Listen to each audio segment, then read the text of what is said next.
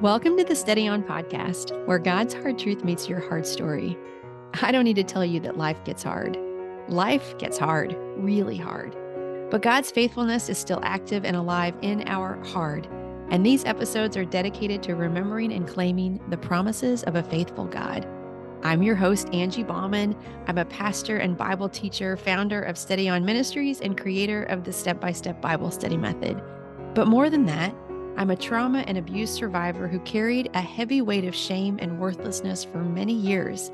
And I still struggle, but I live in much more freedom now because I know God through His Word and speak truth to the lies of the enemy with His Word. And that's what we do here. On Mondays, we take it in by studying the promises of God. And on Wednesdays, we live it out with teaching and testimony on the promises of God. So thank you for tuning in, my friend. You are the reason for this show. And I'm so very, very glad you are here. Let's get started. Hi, friend, and welcome in. Thank you so much for spending a little bit of your day with me today. I absolutely loved this conversation with author and podcaster Iris Bryant, and I'm so excited that it's time to share it with you. Iris learned she was adopted when she was a preteen, and she spent years following that discovery wrestling with things like identity, being enough, comparison, measuring up, and trusting in the way God created her and is unfolding her story. I liked many things about Iris, but I was especially drawn to the way she helped offer clear language around a problem that many of us deal with, whether or not adoption is a part of our story. Iris talks about not knowing how to behave in certain circumstances because she was trying to live up to the expectation of others. People pleasing, instead of offering the Iris God created her and calls her to be. Our verse this week is 2 Corinthians 10:12. Hear it in the Message. It says, "We're not, understand, putting ourselves in a league with those who boast that they're our superiors. We wouldn't dare do that. But in all this comparing and grading and competing, they quite miss the point."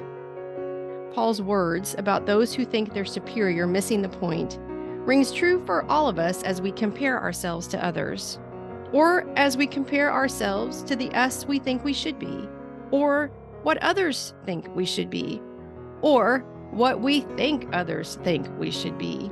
It's a tangled mess, all this comparing and grading and competing. And the enemy loves it. But God invites us to choose a smoother path.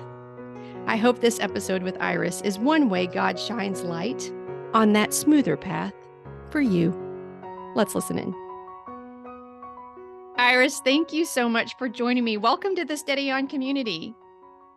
Thank you, Angie, for having me. I'm so excited to be here as a guest today.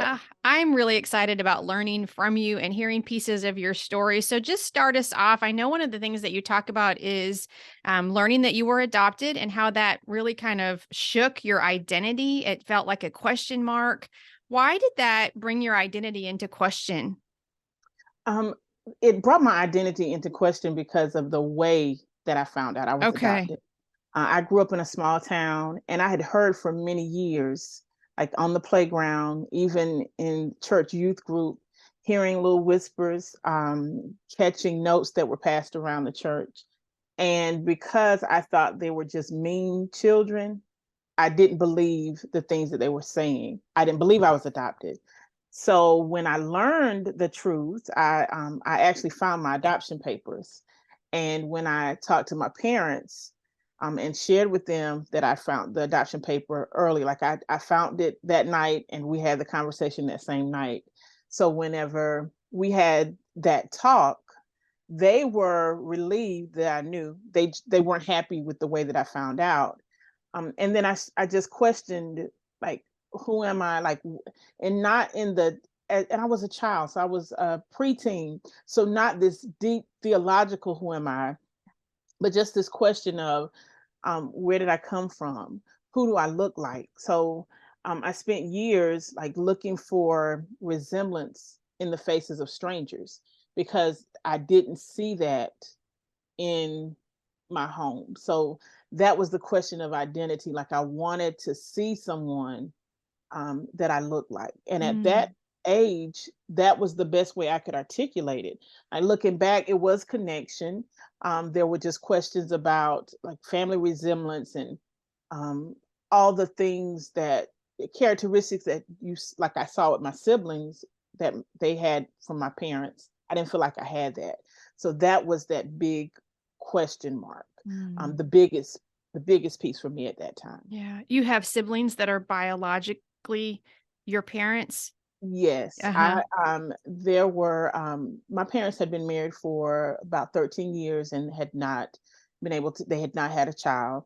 And then I came along, and then 3 years later, they were able to have a son, and then a daughter. So I have Okay. two younger siblings, Okay. Okay. and we didn't talk about the fact that I was adopted. We just grew up, and these were my parents, these were my Sure. siblings. So that was the language, and that was the mindset in our home. I'm just gonna I don't that's not my experience at all. And so I don't want to assume anything that you were experiencing or feeling, but I just wanna I think I can imagine some of the things that would feel. So I just want to ask you, like, did you did you struggle to feel like you were wanted, even though that you were in that family? And that's a good question. And I don't know if I ever thought about whether I was wanted by them. Uh-huh. I always believed wholeheartedly that I was wanted there. Good. I questioned why I wasn't wanted somewhere else. Right. That makes sense. Of course. Yes. Yeah. Yeah. Did you feel tricked or lied to by the parents that did want you? Were there feelings like that? There were feelings. I don't know if tricked or lied to. Mhm. I don't know if that was the way I felt. Um, I believed that they didn't want me to feel Sure. like I was different, and Okay. that was the reason. Another thing that I've thought about on this side of the journey, I didn't understand all of that when I was learning. So as an adult, I understood both my parents were raised in families that their parents took in other children. So with my father's family, his parents is what we call a kinship adoption. There was my grandfather's sister passed away, and she had several children, and my grandparents raised them. And my father, they knew they were cousins, but they were raised up like brothers and sisters. And then my mother's family, she had a niece and nephew who were raised in her family like brothers and sisters. So I believe because of what they both brought to the table from their childhood as parents, they just wanted to make sure that I felt like I was Right. loved and a part of the family. Yeah. So I never felt, and I felt that they gave me the best skills they had with understanding the adoption journey. So I don't think I ever, and I'm processing, but I don't know Yeah. if I ever felt tricked. But I not by them, but I felt like, why didn't I know? Or Sure. Yeah. why didn't they tell me before? But as Right. I grew up, I started seeing that, viewing Yeah. that differently. Yeah. I think that it probably we used the word shake already, but I think it just shakes like the foundation maybe that you're Absolutely. standing on. And even though it sounds like your parents were very loving and protective in a lot of ways, it's still, I think, for me anyway, it'd be like, what else don't I know? Or what else am I counting on that isn't what I should be counting on or depending on, which it goes to the core Mhm. of our identity, right? That's Yes, why, yeah. absolutely. Yeah, for sure. Absolutely. For sure. So, but you had a reunion process. Would you talk about that just a little bit? Sure. The reunion process for me was a series of starts and stops. Like I thought I wanted to know, Mm. and then something would happen, something major in life would take place. And I would think, oh, maybe I don't want to know. So from the time I was 21, when I knew in my mind when I turned 21, I was going to go out on this search. So I started thinking about it and trying to come up with questions the year I turned 20, because when I turned 21, I was going to contact Dear Abby. And so I'm kind of dating myself. So those were the things I was going to Yeah. do. And I had a cousin, an older cousin who was adopted. She passed away, and her funeral was the week I turned 21. And I thought, you know what? I'm not really interested. Mm. I didn't think about it or try to pursue it again until I had my son. I was carrying my son, and that was several years later, probably about 8 years later. Um, I wanted to know then because of medical history. because you're in the doctor's office and you have all these forms to fill out, You don't know medical the history, answers. you don't know. Right. So that was the time that I planned to start, and I went to the agency that placed me. I was placed by social services, and I went to the county in which I was born. Everything happens I live in the same state that I was born in. So I went to the county where my adoption, or where I was born. They had nothing. They sent me to the county in which I was adopted, nothing. And I felt like maybe I don't need to pursue it. So that was in 2001. And then in 2007 is when I prayed about it. Because I think I was just acting like, let me do it, let me do it. But 2007, I just opened my heart to God and said, if this is what you want me to do, you know where they are. Yeah. You know the answers, you know what I can handle, and just lead me. And that prayer, I prayed that prayer in November, and I may have my months off, but the journey started in February. Like in February is when when I actually met my biological mother of Wow. So 2008. that turned quickly then once you Absolutely. interesting. That's so interesting. Not surprising and yet interesting in that that that's Mhm. what it took to, because perhaps there was a surrender or an opening of your heart that he knew you needed to be able to move forward, right? And so Absolutely. often that's so true where we kind of like we hit these walls and then we think, "Oh, I need to take a step back and really ask what the Lord wants me to be doing." Because we all do Mhm. that. We step out in our own strength, our own resources, try to make something happen, try to even just figure it out. Yeah, and then he calls us back to him because probably because, right, this is so connected to your identity that he's like, we're going to need to do this together, right? Absolutely. Absolutely. And then motives and heart posture, Mm, because I think there were things, I shouldn't say I think, I know there were things that I could not have handled when I was 21, sure. because I was the in my biological family, I was the youngest, or I am the youngest.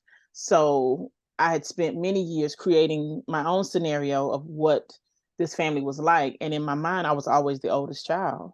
So learning that I was the youngest Mm. and I was the only girl of the four children, and I was the only girl. I know that that's not something I could have handled when I was 21 or 18, or Yeah.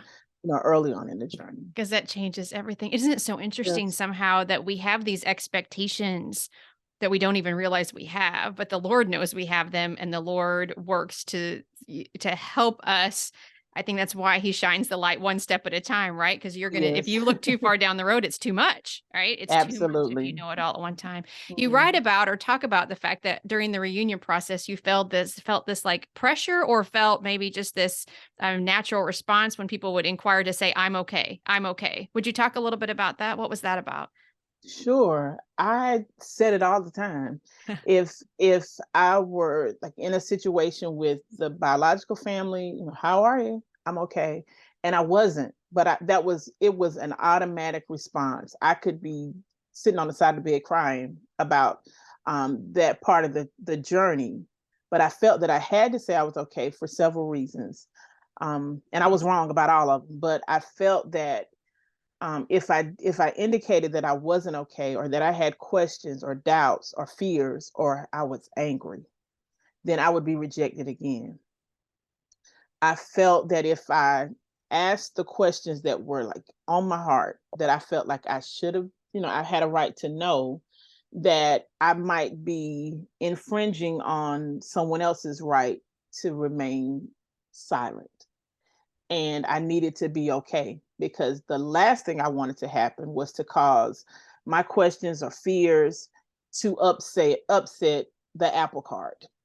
So it's hinged on people pleasing. Like I just wanted everybody to be okay with me. I didn't want to talk about anything with my biological family that was like pain points.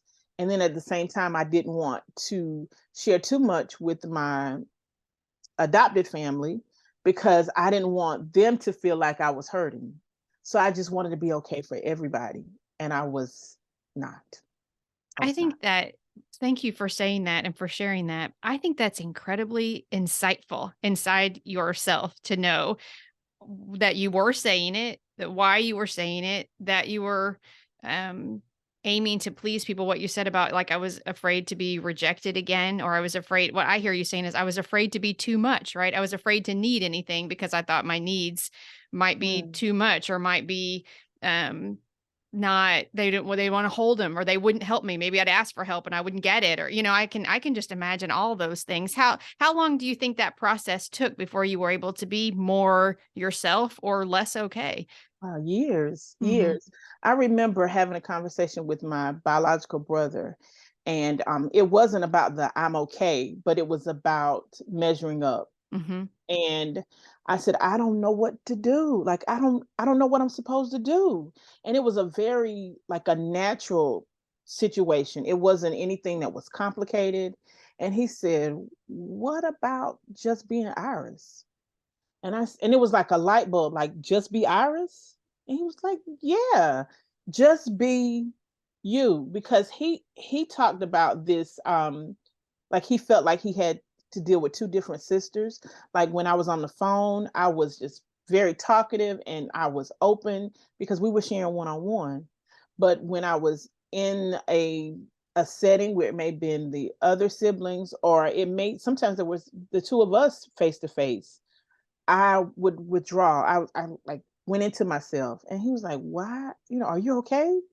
And of course, yeah, I'm okay. And I said, I just don't know. I don't know what I'm supposed to do. I don't know how I'm supposed to act. And that was what I was saying. I don't know how I'm supposed to act because I felt if I acted like myself, like this new family might think, oh, she is too much, or maybe we shouldn't have met her. Maybe she should have stayed hidden. And he said, well, what about just being Iris? And that was a light bulb, like, just be myself. Like, I can just be who I am. And It's that was years, radical. but No, it's huge. I was just thinking about the listener who's like, okay, I'm not adopted. This hasn't been my journey, but all of a sudden leaned in right here because of this invitation. Why don't you just be you? Right. Mhm, Because I think I can relate to that so much, where I don't know how to act. Why do we not know how to act? It's because we don't know what the other person's expecting, and we don't absolutely. know how to do what they're expecting. But the reality is, if that's not our focus, if we're behaving the way that God expects us or calls us Mhm, to, then we take that other person's expectations out of it. Some of them are imagined anyway, right? Like, we can't absolutely. actually determine it. But oh my goodness, I can just so relate to what you're saying, because how many times has the stress or the Mhm, anxiety that I've really felt is not at all about living up to God's call on my life. It's living up to the yeah. expectations of someone else and worrying about not meeting them. Absolutely. Yeah. And you talk about these imagined scenarios. There were many days that I created like a whole play. Like, every character I know what everybody was going to say, I just imagined how this scene was going to end. And I tried to morph into who I should have been in that play, like Yes. that character.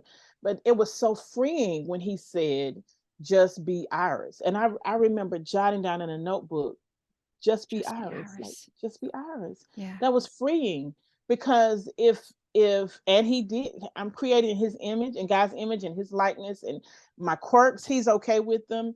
The things that make me who I am, he fashioned me, he designed me. So if I can just be who he created me to be, then I'm going to be okay. Now, did that happen immediately? Did I have this mindset? Absolutely not. It Mhm. has taken years, but I'm reminded in situations where I am uncomfortable or I feel like I have to act a certain way. Why do I feel like this? Mhm. Why am I feeling like I don't fit in? Why do I feel like I'm supposed to act a certain way?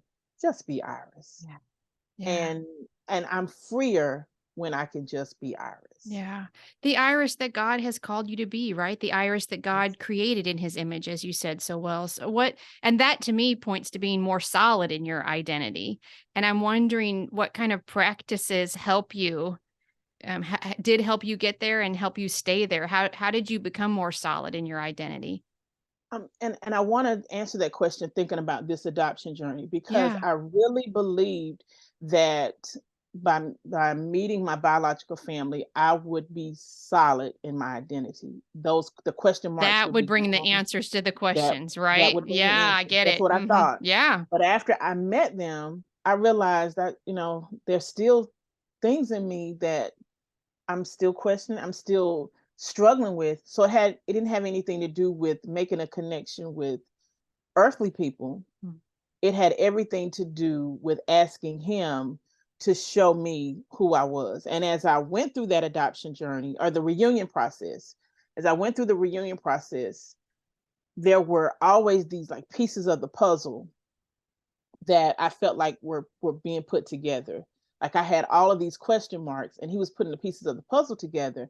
But I realized that identity wasn't in learning who my biological parents were or who my biological siblings were. It was knowing that even when I didn't know, God knew me. And I started to seek him for the answers and not look for this reunion to somehow complete me or make me whole. It was instrumental in that the journey. There were questions that I needed answering, and I'm thankful for the connections and the people that I've met through the journey. I'm extremely grateful for that. But more than anything, I'm grateful for how he allowed me to see his purpose in my life as I walked out, that he was with me. Like the times that I felt like I hit a roadblock, he was protecting me. And I was able to see how he created me, who or what things he had deposited in me from the time I was conceived. Yeah. So that seeking him, spending time in worship, quiet, prayer, they have been instrumental in me really knowing who I am and who he's called me to be. Are there things, his characteristics or stories in the Bible or just any, are there things that you've learned specifically about him that has helped you know that and like carry that deeply? Do you resonate with certain things about his character or uh, heroes of the Bible or anything like that? Several heroes of the Bible, but with his character, um, a comforter. Mm, The fact that he's a comforter, and that's important to me, because in my lowest, like the times that I was the lowest, he was there. He was a protector. He protected me.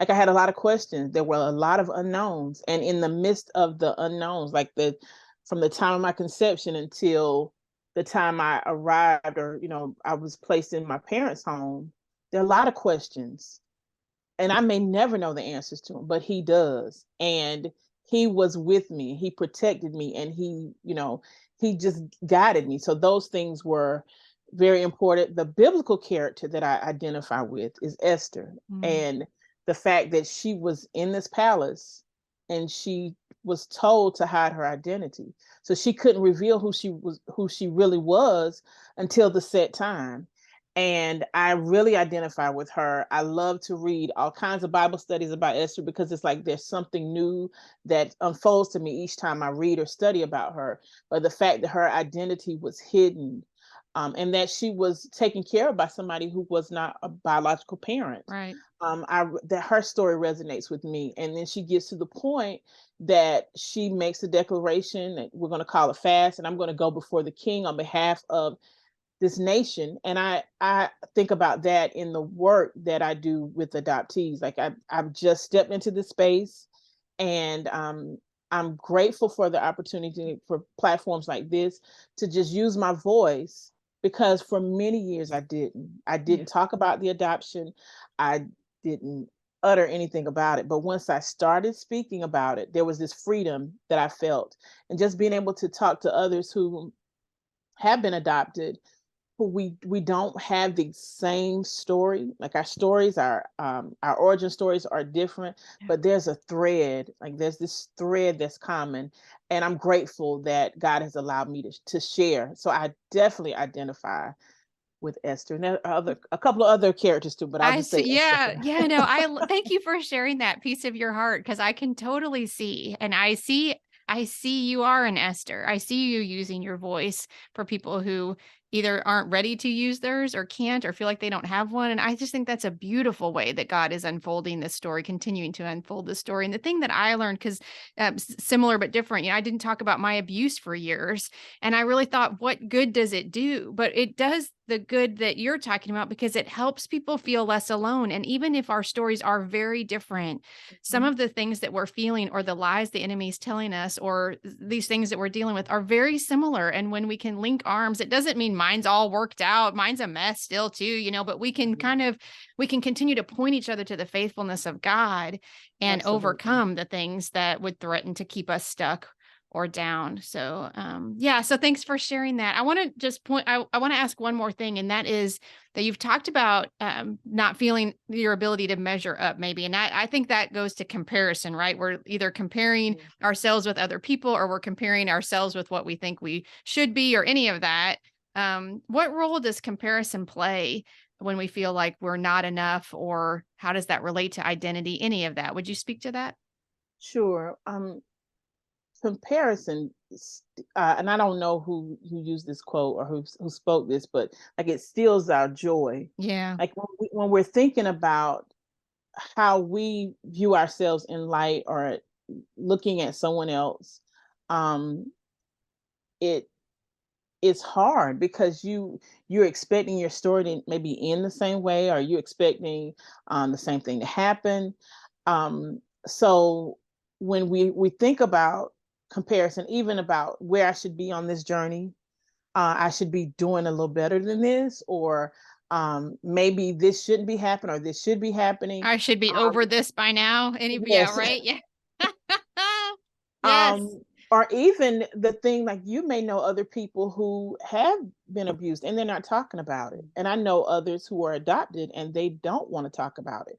So even that, like, compare yourself to them, like, am I offending them, or like all these things, but you just have to really uh have the intent in your heart that you're just desiring to please him, and you want to measure up to what his standard is for your life. So I think that that's where I stand with comparison, because it robs us of joy, because we're steady trying to be like someone else or do things like someone else, and we're not able to use our time and energy to do and walk out the assignment the way God has given us. And we never feel like we're enough. I know Right. comparison is such an issue in my life. Less than it used to be, but it still like just creeps in. I get so self-focused.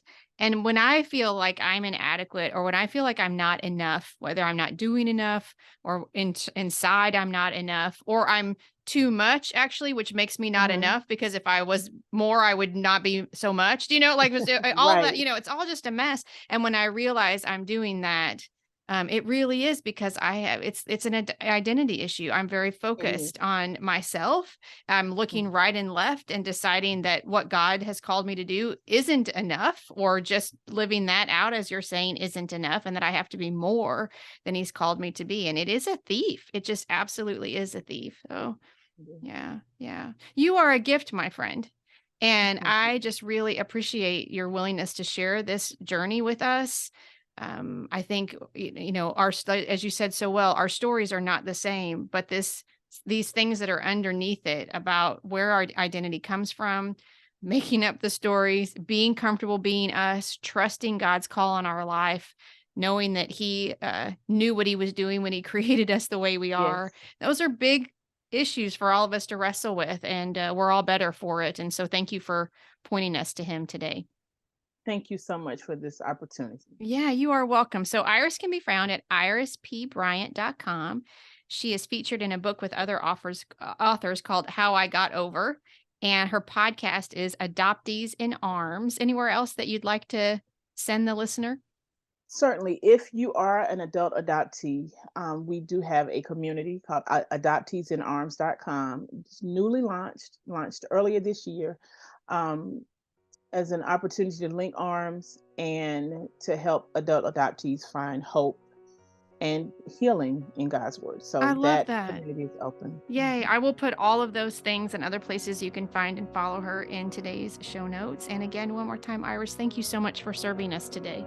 Thank you for having me, Angie. And thank you, friend, for listening. Until next time, peace. I'm so grateful to Iris for opening up her heart to us today. We need constant reminders that our identity is in Christ and Christ alone. Looking to anything else to tell us who we are will lead us to feelings of disappointment and defeat. Hear our verse for this week again, this time from the NIV. We do not dare to classify or compare ourselves with some who commend themselves. When they measure themselves by themselves and compare themselves with themselves, they are not wise. If you haven't yet, I hope you will listen to Monday's Take It In, where I focus on the word measure. Next week, our Take It In verse will be Psalm 23:1, which reminds us that the Lord is our shepherd, and in him we shall not want. And my guest next week will be Christy Osborne. Christy will join us to talk about reaching for glasses of wine to soothe our soul when only Christ can quench that thirst. If you haven't yet, I'd be so grateful if you would subscribe or follow the podcast on whatever directory you're using to listen. It only takes a second, and it guarantees you'll see new episodes as soon as they drop. And if someone came to mind as you were listening today, I'd love it if you would share this episode with them. Inviting them into what we're doing here is another great way to support the show. Thank you so much for listening. I pray wherever your day takes you, you're walking in the confident knowledge that you are a beloved, cherished child of God. Peace.